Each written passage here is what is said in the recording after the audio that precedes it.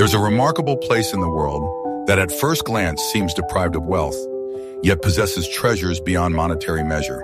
It's a country without mineral deposits, smoking factory chimneys, or endless fertile fields. But don't jump to conclusions, because this is where the most interesting part begins. The education system in this country deserves special attention. Primary and secondary education are not only compulsory, but also completely free for all citizens. It's no surprise that the literacy rate reaches 100%, a truly outstanding achievement. You won't see a national currency here, and the unemployment rate is astonishingly low, at just 2.5%. The absence of an airport and railway connections only adds to the mystery of this place.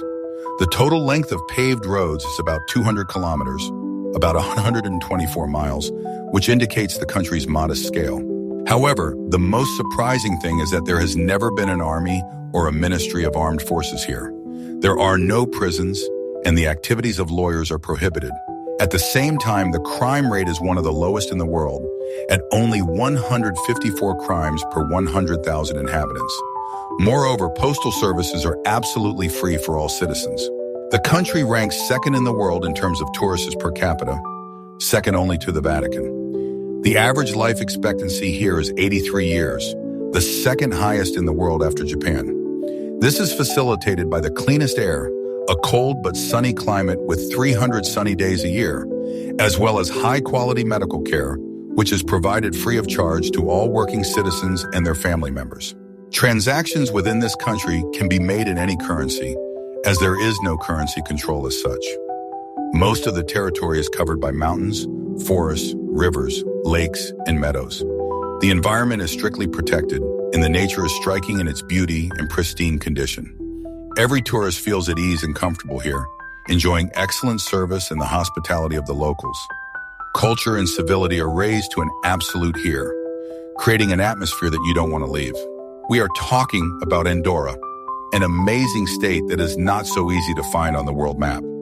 This small territory, with an area of only 468 square kilometers, about 181 square miles, is nestled comfortably between two powerful neighbors, Spain and France, whose sizes exceed it thousands of times. Despite its modest dimensions, Andorra attracts attention with its uniqueness and charm. Here, people live long and happily, without the need for an army, and enjoying a pleasant climate in a calm, measured lifestyle. Local residents are distinguished by their brevity and modesty, preferring not to stand out from the crowd, even in their clothing. They seem to merge with the local stone landscape houses and inconspicuous streets, not full of bright advertisements, and come to life only in the evening with the influx of tourists. And yet, it is here, according to shopping experts, that you can find the best goods at the best prices in all of Europe.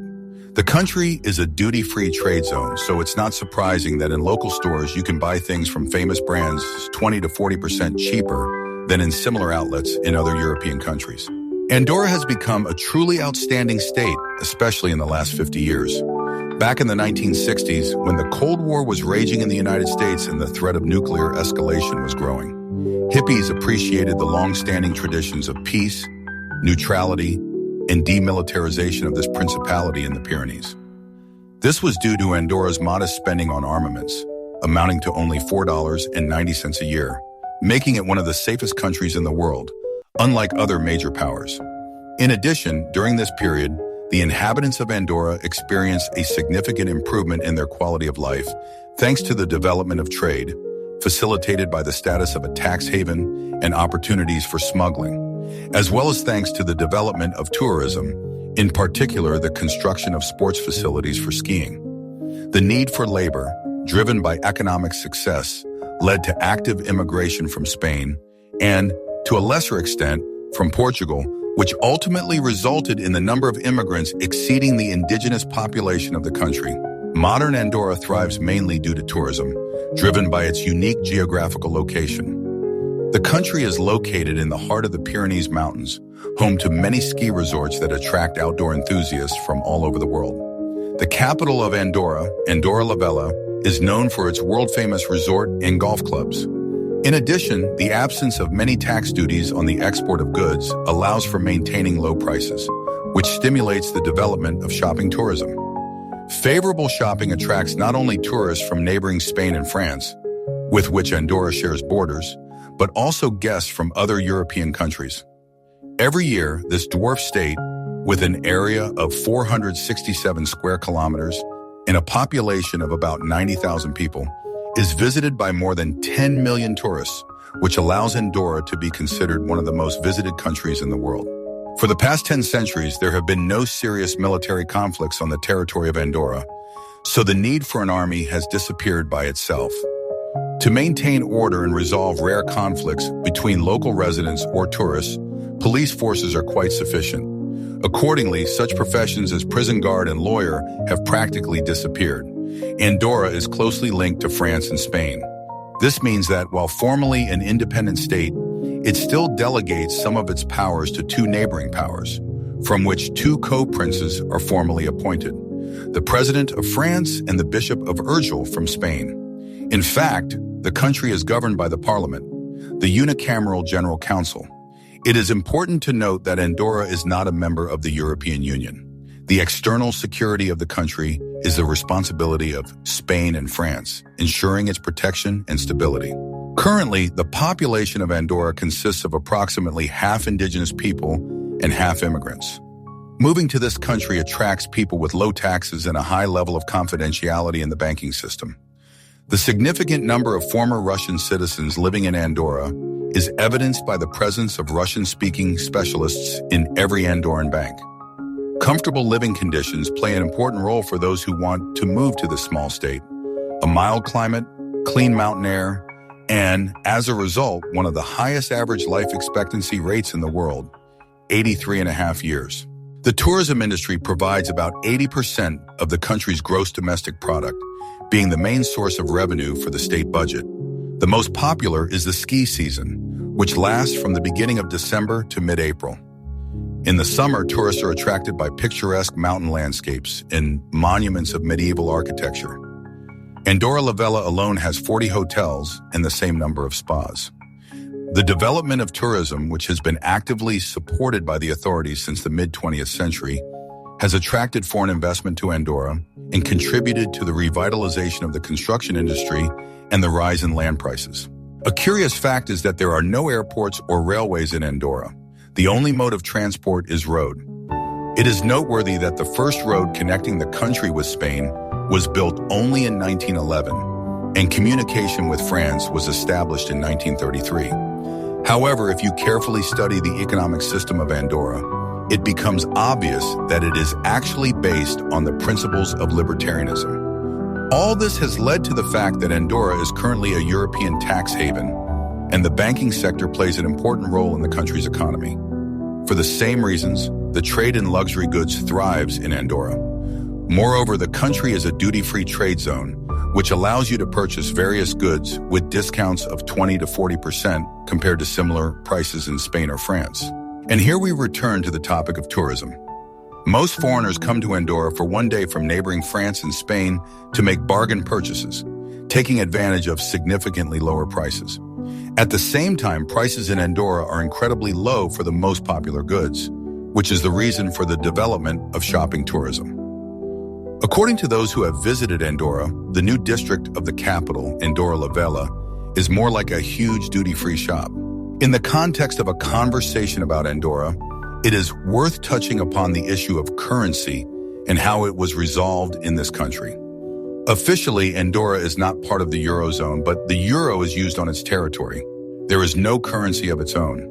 It can be said that Andorra joined the Eurozone unilaterally without being interested in the opinion of other European countries on this matter and without conducting any negotiations. However, transactions within the country can be made in any currency, since there is no currency control in Andorra as such, and the country's special tax regime allows you to find any acceptable options.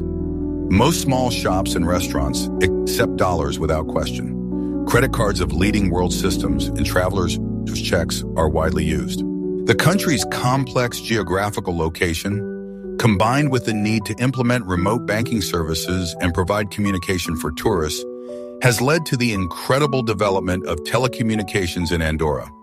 By the end of the 2000s, every house in the country was connected to the internet via fiber optic lines with a speed of at least 100 megabits per second. An interesting feature of Andorra is the absence of private ownership of land, pastures, forests, and subsoil resources. All this is the property of either the state or communities, which distribute plots of land for arable land and pastures among private individuals. Since the Middle Ages, income from the sale of meat and pharmaceutical products has gone to the treasury of the principality and is one of its sources of income. There is no industry as a separate branch of the economy in Andorra to speak of. In principle, there are a number of small enterprises that do not play a significant role in the state's economy. The reserves of iron ore, which contributed to the development of primitive metallurgy in the past, were industrially depleted at the end of the last century. And currently, Andorra is forced to import metal products from other countries. One of the most important sectors of the Andorran economy is electricity production. Small power plants have been built in various parts of the country on small but turbulent rough rivers, supplying electricity to the surrounding villages. The largest of them, by Andorran standards, with a capacity of 26.5 megawatts, is located in the town of Les Escaldes on the Valira River. The electricity it generates is partially exported to Catalonia. A significant development in recent years has been a trade associated with the growth of foreign tourism, namely the production of local souvenirs. Local varieties of grape wines sealed in small glass vessels with a wide neck and narrow spout, called porrons, as well as huge cigars up to half a meter long and weighing almost a kilogram, are popular among visitors to Andorra. Speaking of the modern prosperity of Andorra, it is worth remembering that for many centuries, starting from 1278, it was a closed and poor country whose inhabitants lived off modest agriculture and smuggling across the Spanish-French border. And only after World War II, in the 1950s, did transformations begin in the country that turned it into one of the richest countries in Europe.